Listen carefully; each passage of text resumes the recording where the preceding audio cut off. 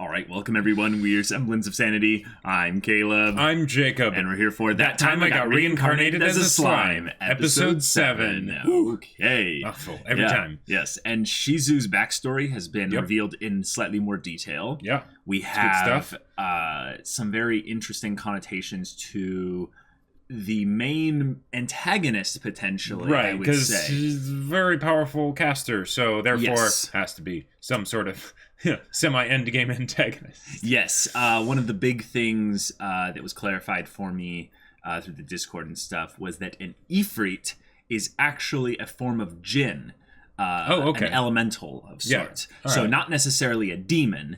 Gotcha. Which in some way, shape, or manner means that no demons. Those are saved for the for the demon lord and stuff like that. Gotcha. But the Ifrit would just be essentially another like really powerful summon.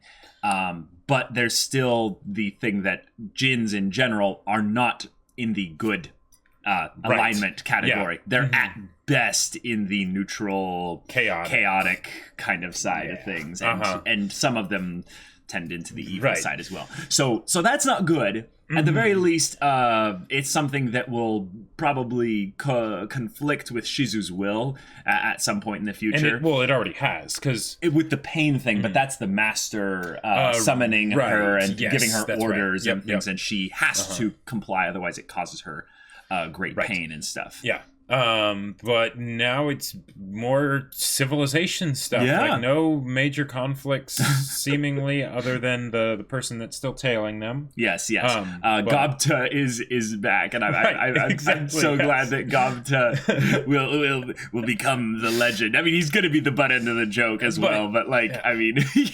it's great. So y'all, it's gonna be good. So without further ado, let's get into this. Hey Shizu. It's interesting, the spell Black Lightning, Rimuru uses it quite a bit here in the OP. Oh, really? Yeah, he's like holding it and charging it, but he's against another person. Like watch this coming up here. It's near the end and stuff. Gobta! Fly High just makes me think of IQ, right?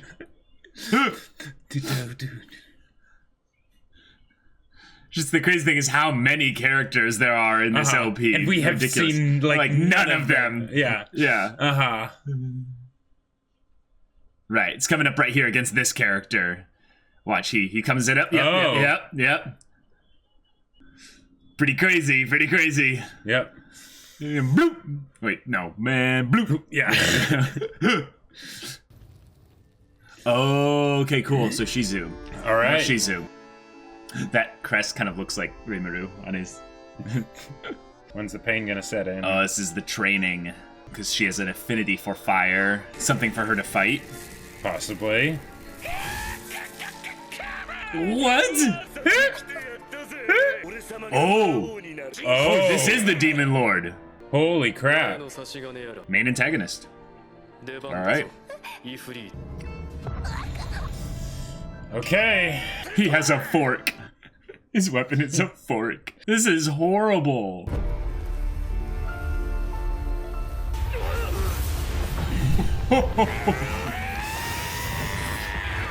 Fire beats plant-based attacks. Yeah.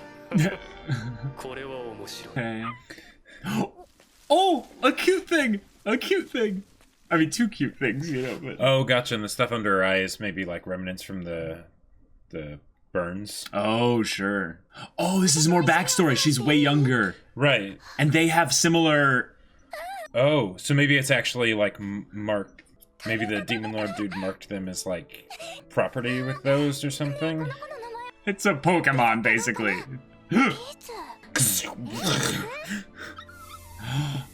Whoa. Dang. Yeah. Wait. Yeah. Are they gonna have him kill it? Yeah. Just to show... Oh, he's gonna have her do it? No. You gotta be kidding me. No.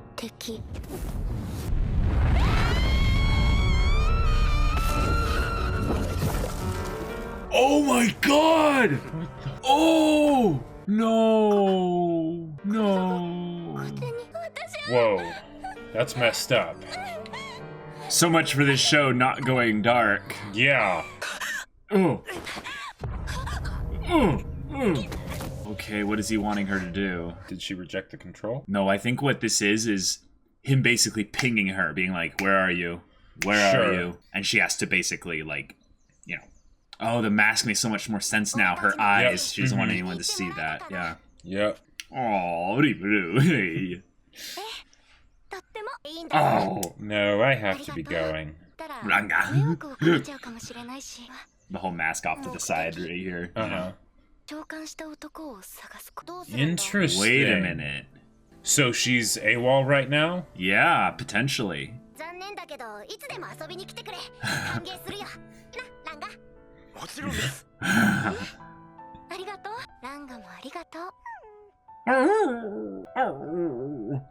Wolves are the best. Like they're they're just big dogs, especially when they're like your wolf, you know.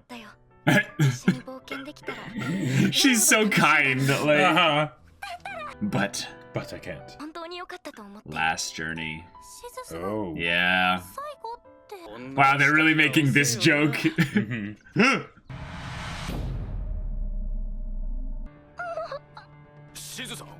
Oh crap, they're gonna have to fight her.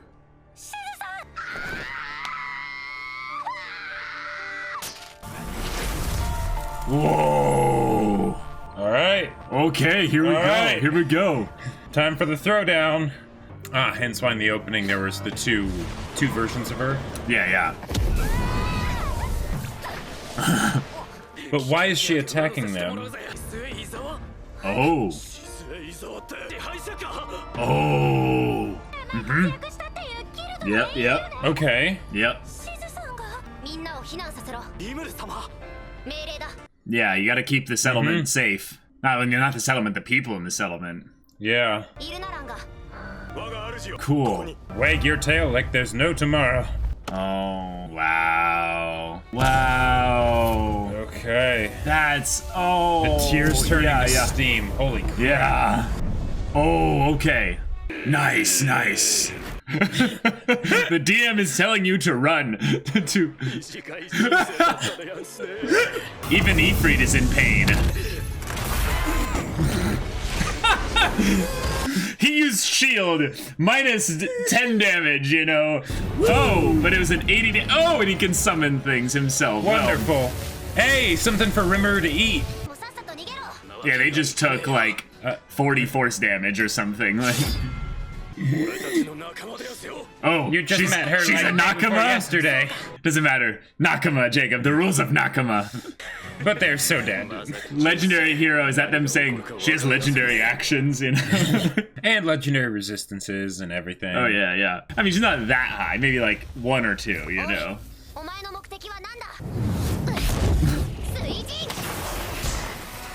Yeah. You're countered, buddy, like. Until he eats one of these things. Yes, that's true.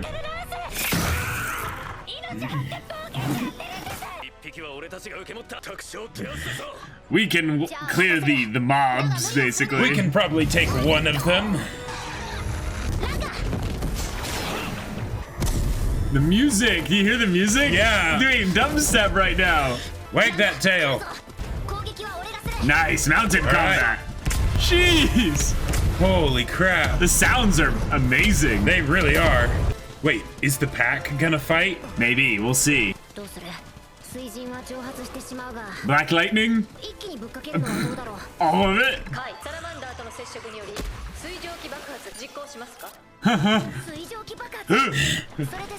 No. They're immune to fire damage. Oh, okay.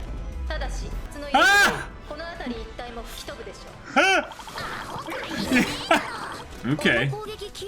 Maybe we can do some kind of freezing.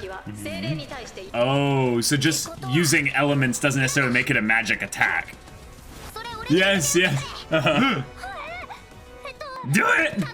Yeah.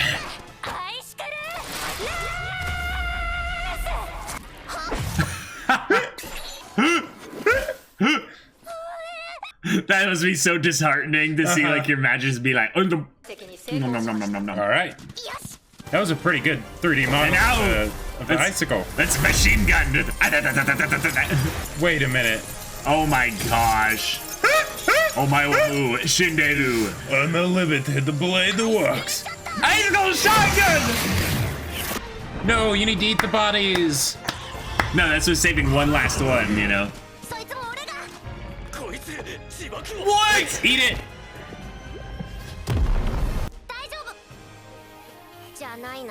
Okay, they're alive. They're alive. They're.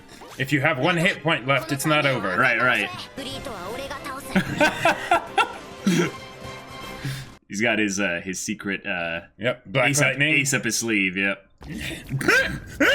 I love the imagery of them being like, exactly. yes, we know how silly this is. It's going to make it epic. Nani? Oh, he agrees. Awesome. It's okay. Rimuru has incredible heat resistance, so.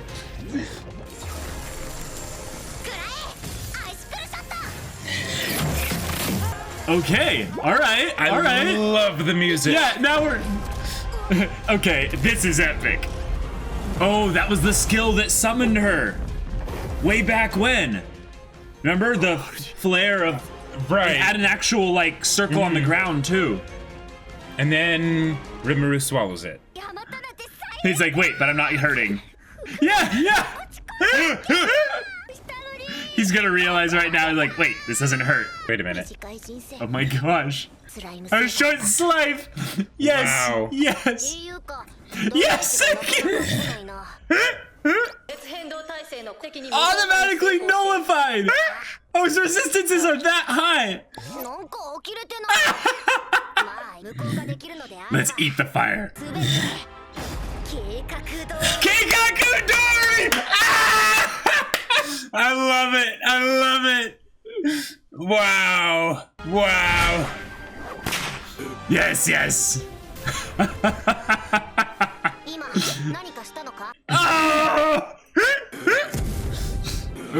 Oh, because it's formed from him. Wow.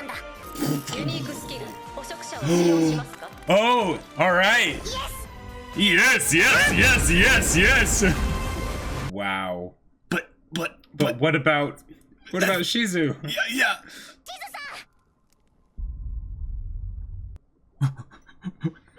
Oh, and Veldora's in there. It's just like, sup. Goes infinitely into the distance. Yeah. Yes. Yes. Here he is.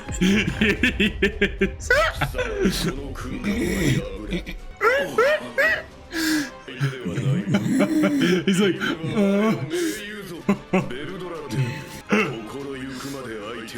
oh.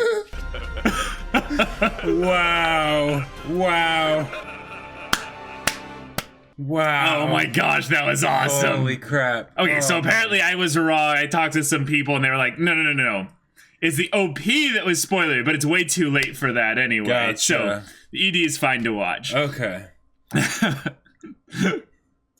That was so great. Right. I really thought that was going to be a thing where now Shizu would be a part of him, and that was the whole thing of them being together forever. Sure. And maybe that's how we'd get an actual human body. Yeah, exactly, right. But no, it seems like he got Ifrit, but not Shizu. Yep. So, like, what kind of stuff is he going to have now that he's a, got a fire elemental? I don't know. Inside of him. But some of these characters, whoa! Gavta, Ranga, new person, new other person. Bloop, bloop, bloop. Okay. That was hilarious. That was hilarious. It was really serious and dark at the beginning. Yeah. But then it went to just hilarious. Like because the whole fight and the fact that he never even used Black Lightning, and he's just like, oh, I should have done that. Wait a minute, I'm not getting hurt. Taking any damage, right? here. And then he just eats him, and not just the fact that he eats him, but that he eats him, and Ifrit gets sent to the same place as Veldora, right? Right, because he has his little pocket dimension in there. So it wasn't just that he like dissolved him and absorbed him, and now he can become Ifrit or whatever. Right, he absorbs at least enough that the Predator skill is actually doing something. Right, but he is also sending him to his pocket dimension, where the water and the healing potions and Veldora and everything is kept. And the idea the bag of holding, exactly, right, the endless bag of holding, and just the idea that Ifrit is just like, what is this place? And then you will not be able to escape from here. And he's just like, that voice! No! Is it really? Bakana. The question is, though, is this pocket dimension accessible from the outside world? Meaning that could the Demon Lord actually contact Ifrit and get information about Rimuru by extension of him being inside there and not being destroyed? Who knows? I would say that there's a very real possibility of that happening, and that's something that might be a problem. But if Veldora ends up like basically just destroying him in here, that would be even better. But wow, we had a very dark open for this episode, though. Shizu is very much under the control of this Demon Lord. But is she called Leon? Right. Yeah. But is she still, because she's still summoned, so I think she'll have to answer his orders, but not completely, because she's trying to find him, so she's resisting to some extent.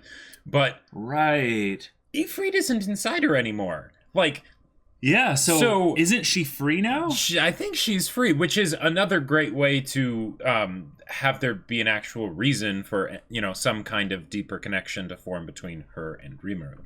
But it's just like that happened. The one thing I could see being something where she still has to deal with him is that she was summoned by him, so therefore he has control over her. But he probably isn't able to have Ifrit assume direct control and control her every actions. If anything, it's more of the suggestion type kind of control. Sure. Where maybe she is a danger to others still, but not so much that she can just go and kill and burn someone alive like she did with her friend and her little dog thing. Pokemon thing. Because geez, that was brutal. Because we see this and we're like, oh no, the villain's gonna kill the dog. No, it's he's worse. Gonna make her kill She's her gonna make and the her, dog. kill the dog and the girl. Like that's like, oh, okay.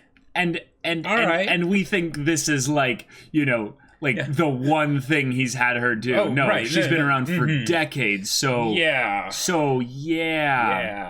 You know what's also pretty dark about this is it builds up her whole persona as the hero, the conqueror of flames, as being something where it's actually not that heroic of stuff. It's things that have been at the behest of the Demon Lord. Right, which probably all had some sort of ulterior motive or whatever, like with Veldora, for instance. Maybe he was getting a competitor out of the way, or he was trying to capture Veldora to have him become an ally or take his power, control him or whatever.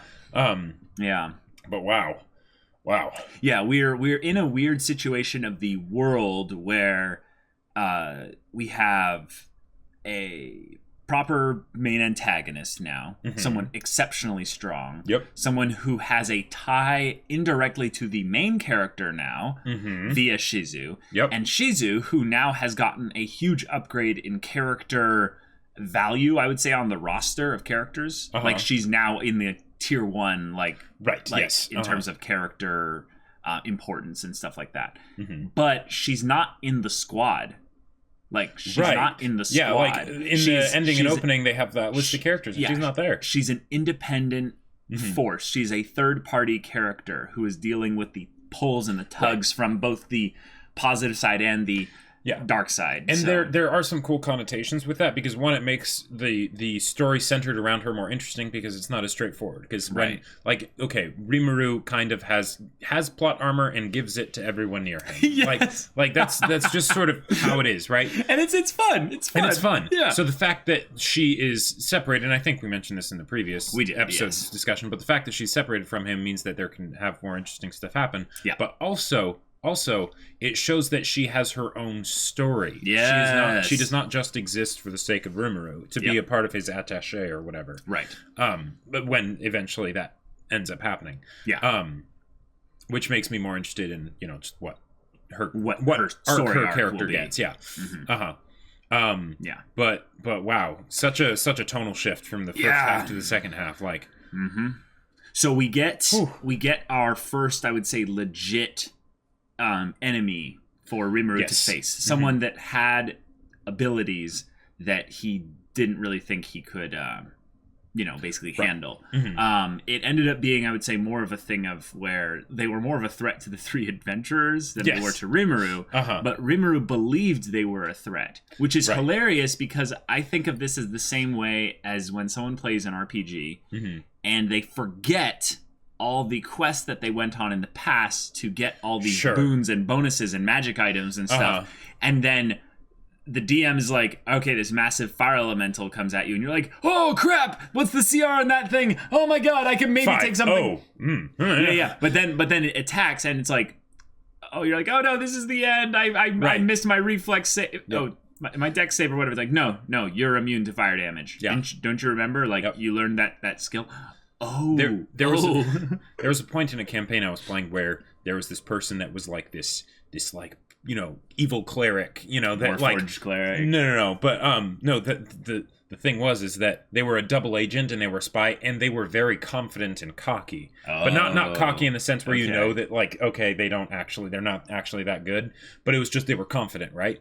And the entire party was terrified of them, and I'm like, no, we have like outnumber them 6-1. We can take them out, but we didn't, because everyone was just terrified, right? They were like, no, don't you dare attack. Turns out, like, 2 of us could have punked her in like one turn, but yeah. Wait, but she was a player character with you guys? No. It was an NPC that the DM was controlling, and was an antagonistic figure, and it was like, don't mess with me, kind of a thing. Nice. But, okay. Totally could have wasted her. That's funny. Yeah, but because of how it was built up, it was like, oh no. Right, but then one quick polymorph spell, and then so it's like, oh wait. Oh no, we weren't even at that level. We were like, like level 4, and this person was a level 5 cleric. And well, then like, you're all feeling your own mortality. It's not really about a thing of whether or not you two could kill her. It's more of that which of us is probably gonna die on the way to killing her. And I still think, you still think it wouldn't have even been a problem. That's great, because I love that Rimuru's plot armor, is that he's going to constantly acquire these abilities and stuff. And it's up to us in some ways as the viewer to remember which bits of plot armor he's acquired thus far. If we don't remember, then the show will remind us when it gets brought up. But it's also something where the show should cleverly utilize the specific aspects of his abilities when he finds them to be relevant. So, like, in this case, he's lamenting about how he misplayed and should have just thrown his black lightning out there, like, immediately. And it's like, I'm thinking about how I will create a massive steam cloud, and Great Sage is like, yes, that could work and could kill them, but it would also explode and cause a massive blast, wiping out everything in the area. And he's like, well, why would you even suggest that? It's like, Great Sage doesn't give you like it doesn't give you advice on what should be done. It just tells you what's possible. And it's also a clever way to basically keep Black Lightning as an ability built up, because they're not having it be just spam used for every like opponent. Because it is something that's supposedly like super powerful, but since they didn't actually test it against Ifrit, they could actually have a point where it's like, I'll use Black Lightning finally, because it's stupidly OP, and then it's like, oh wait, it's not enough. Right. Oh, dang. What I would like to also have Black Lightning not used as much, because it's the one ability, and this is kind of weird. I think it's fine that they do this because Veldora's inside inside him. And I think we've already guessed why he has black lightning. Right. But they didn't actually show him acquiring black lightning. It's the Right. one ability that they broke the rule of. It's that he basically made from kind of nothing, it seems. Well, I think it's because of him having Veldora. Right. Or the other thing that we talked about was that it was something that he gained from Ranga being a Tempest, a Tempest Wolf and all that, and him transforming into a Tempest Wolf kind of thing. So now, whatever the reason, it's fine. You know what's really funny, though, is that Rimuru is going to end up becoming Pandora's Box, where all the horrors of the universe will be contained inside him. And if someone somehow figures out how to turn him inside out, then creation will end. Like everything will be consumed in fire and lightning and everything. But think about the meta joke behind that.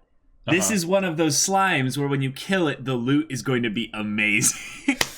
And terrifying. Yeah. Yep. And it'll be like unleashing a deck of many things where you like draw like 7 cards and it's just be ridiculous. I would just love to see what would happen though if Great Sage basically tells him like, hey, Great Sage, I have all these things inside of me. What would happen if I die? Or die. Well, here's what will happen. The pocket dimension will collapse upon itself, creating a small black hole that will, Exactly. Or there's a 40% chance of that.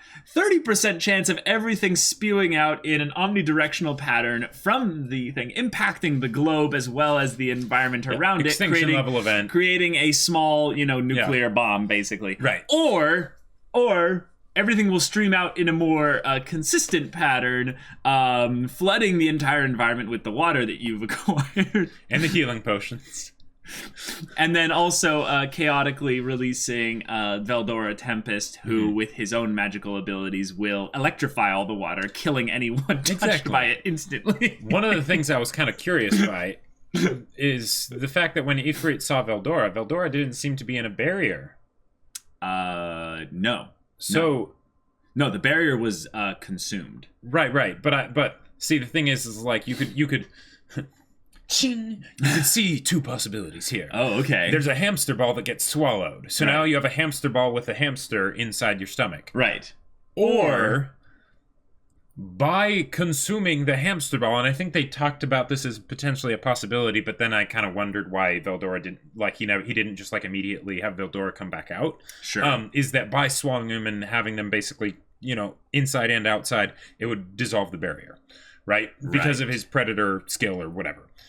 So why can't he create that barrier? Well, could he create that barrier, but then also if Veldora doesn't have it, then could he let Veldora out anytime he wanted, and all kinds of other things like I mean, that's a possibility. What I think is also kind of fun potentially here is that Veldora is stuck in here, but the pocket dimension is one by which Veldora would essentially have to just kind of wait for that. But the barrier is like something that's just also in there, Right. And then Ifrit should be okay probably, because it looked like Veldora was about to like have a snack. I hope they throw hands. I hope there's no barrier in there. Like that would be absolutely amazing. Because there, again, 2 possibilities I see. 1, Rimuru ends up basically just feeding Veldora over a long period of time as he consumes things and they go in there. And he's like, oh yeah, what happened to them? Veldora, what happened to them? Yeah, I don't know. Like, who knows? And he's like, oh, whoops. Things get lost in here. It's pretty big. Yeah, exactly. Or, and this would be absolutely amazing. Yeah. I mean, that would be amazing too. But.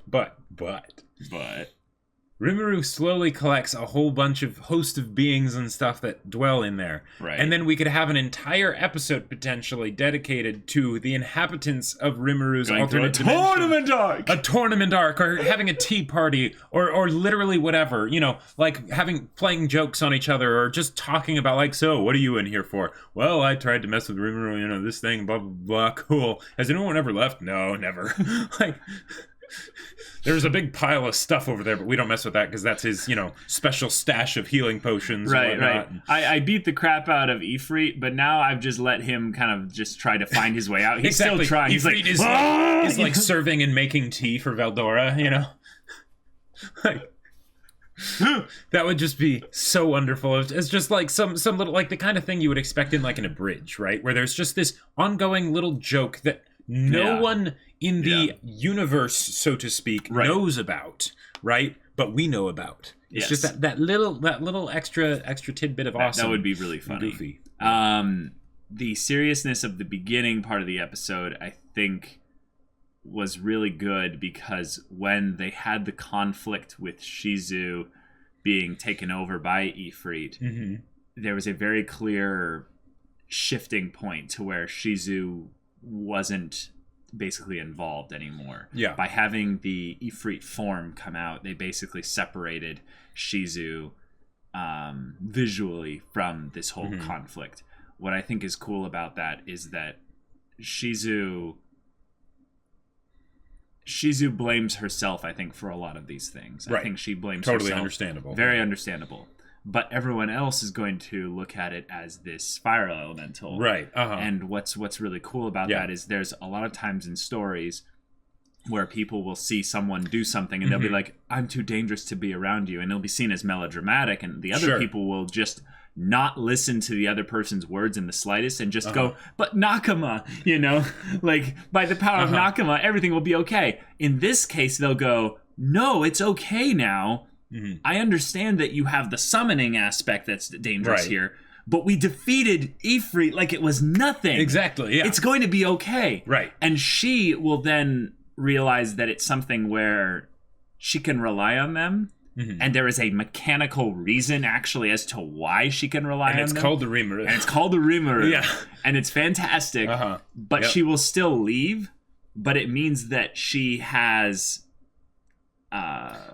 Basically, it legitimizes Rimuru's side of things in a really cool way. And the tonal shift that we got from the seriousness in the first half to the whimsicalness of the second half...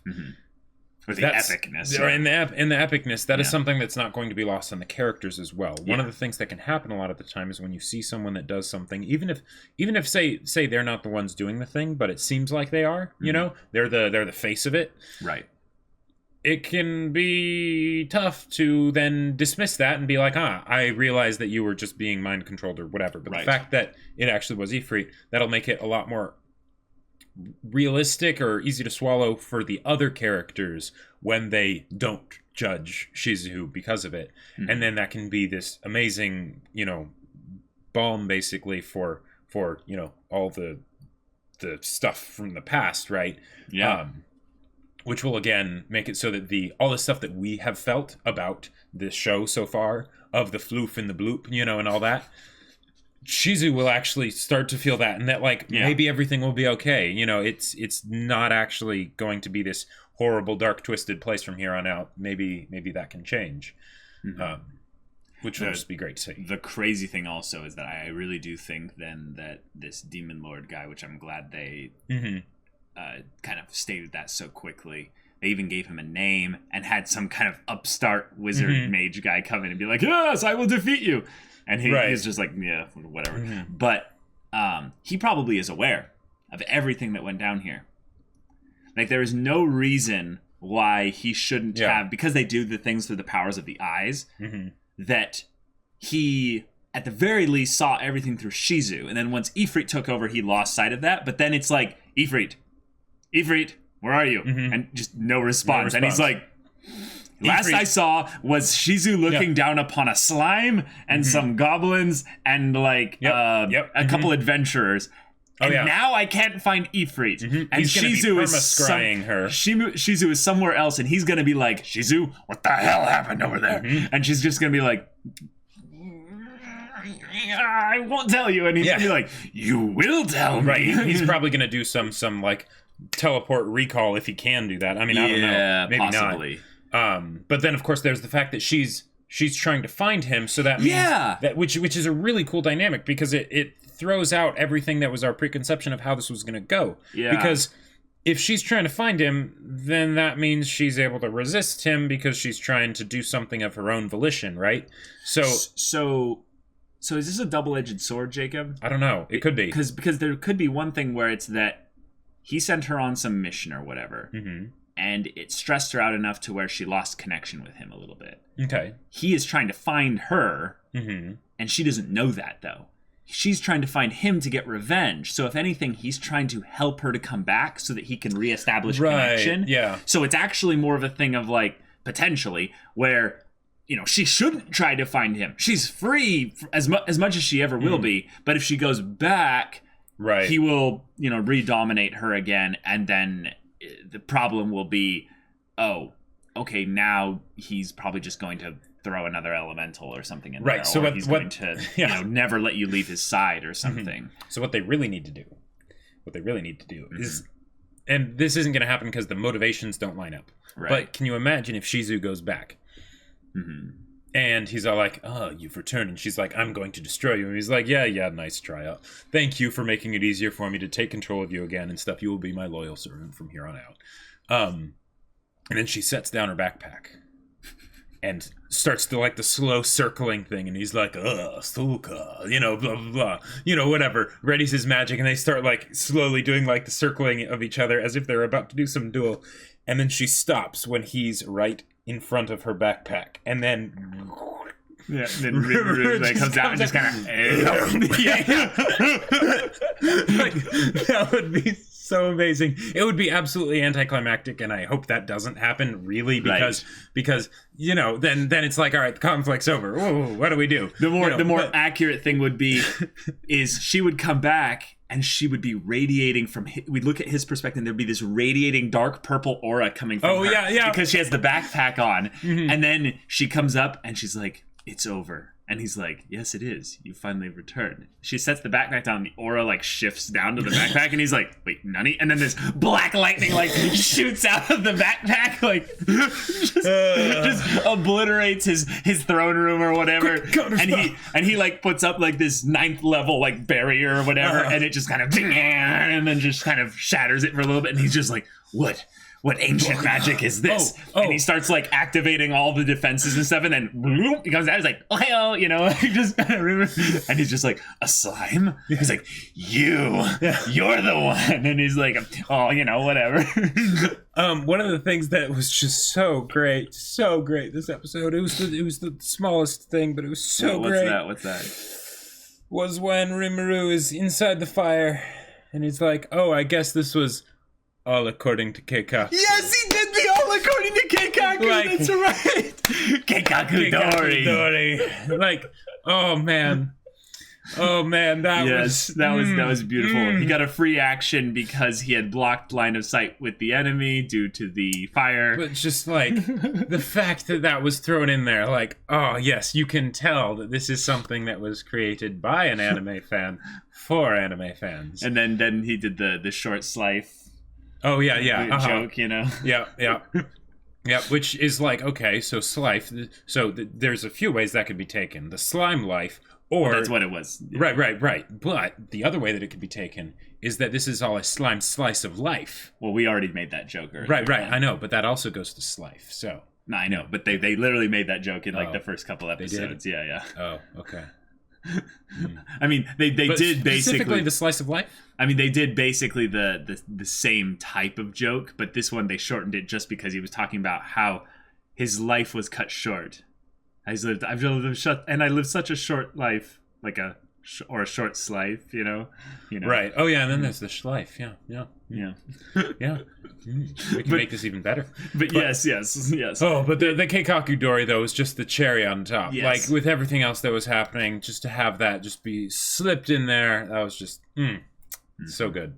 So yeah, guys. Reincarnated as a slime. It's a hilarious, wonderful show. Yep. It brings all the wholesome feels at like just the right part, but then every once in a while it'll have these epic, drawn out things for the perfect punchline, and there we go. Yep. I wonder if now we're finally on like the main plot line of the show. I don't necessarily know. I think what they might do is they might end up taking their civilization development a little bit more seriously because they realize that such big threats can come so quickly, and that might accelerate things on that regard. But I also wonder if we're actually going to go back to more of the episodic stuff because the main story stuff was tied primarily to Shizu and not Rimuru, which means that once Shizu leaves, we can kind of go back to the slice of life, as you were saying. Yes. Right. And I think both work pretty well. Yeah. It's just, I think it's really just a question of what Shizu decides here in the next episode. Yep, so, pretty much.